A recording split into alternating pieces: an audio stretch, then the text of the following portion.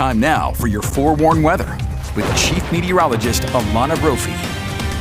Okay, Alana, I didn't get to see you yesterday, so let me say happy September to you. Well, happy September to you. I missed you as well, Sarah. I was out enjoying this above average warmth that maybe you stepped out and enjoyed too. We are seeing that high heat in northern Utah. Live view from our A+ Garage Nelson Peak camera. I'm sorry, is that not a chef's kiss? Hello, Tuesday. You make it beautiful from that camera as we look down into the Salt Lake Valley. Temperatures are high because we've got high pressure over us. It's clockwise flow around this area of high pressure, allowing for an increase of moisture around the Beehive State and then into southern Utah. If you're down in the south, you know what I'm talking about. Some of that moisture sneaking underneath the ridge of high pressure. That could allow for maybe a pop-up storm or two this evening. Temperatures in the 90s. Average this time of year is 87 in Salt Lake. So 93 right now. We were sitting at 94, 80s and 90s on the eastern side of the state. It's 99 in St. George. They were at 100.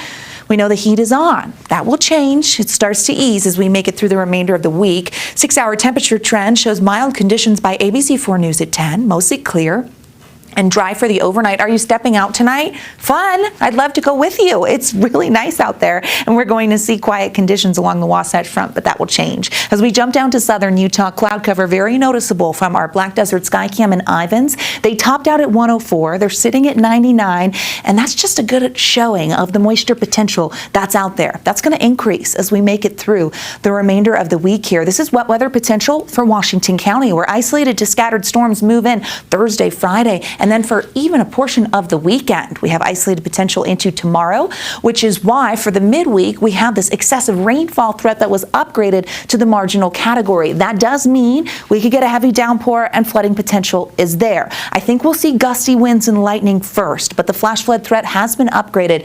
Bryce Canyon, Grand Staircase, Zion, and then the Red Cliffs area in the southwestern corner of the state. We will see this expand as we make it through the week. Let me show you why. Futurecast kind of takes us through the timing of storms. Watch the clock in the corner of your screen. Here we are into tonight. A few pop-ups possible in Iron and Washington County by 8 p.m. Cloud cover will be noticeable in the West Desert. As we head into our Wednesday, we see those storms move into Beaver County. So moving up the I-15 corridor, taking it one day at a time as that moisture wants to surge further north. Over the mountains, you notice the cloud cover and there is potential for a pop-up there. As we get later into our Wednesday and then roll into Thursday, we see that storms make it into central Utah, portions of Joab and Millard County, and then over into Castle Country. We'll start to see some active skies. Southeastern Utah brings in some storms by Thursday, and we stay active in the south. So eyes to the skies with isolated potential on the docket as we get through the next couple of days. By Thursday, precipitation potential rises to central Utah. It will eventually make it to the Wasatch Front,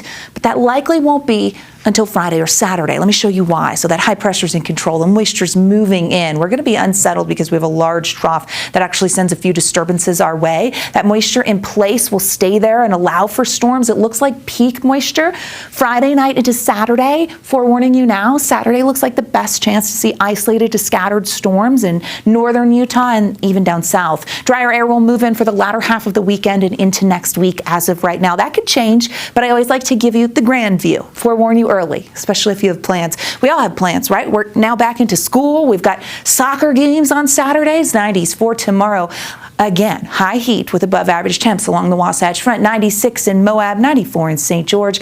And notice that we get the cloud cover in the southern portion of the state with the potential of some wet weather. Check it out on the 7-day here. Isolated storms with 90s staying below the average of 97 in the south. 80s for the weekend with isolated to scattered storms. Drier into Monday. Here's the Wasatch Front.